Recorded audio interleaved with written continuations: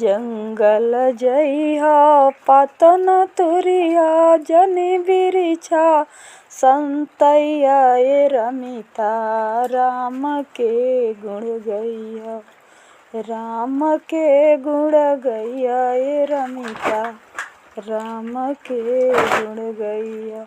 जंगल जइहा पातन तुरिया जनि बिरिछा संतैया ए रमिता राम के गुण गैया राम के गुण गैया ए रमिता राम के गुण गैया।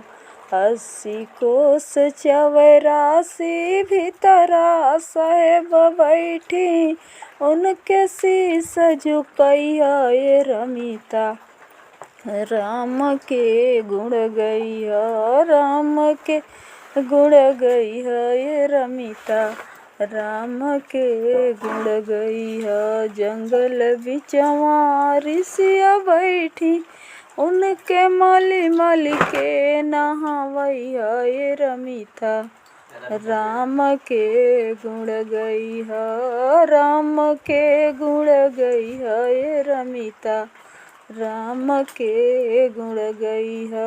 जंगल जइहा पातन तुरिया जनि बिरिछा संतैया ए रमिता राम के गुण गैया।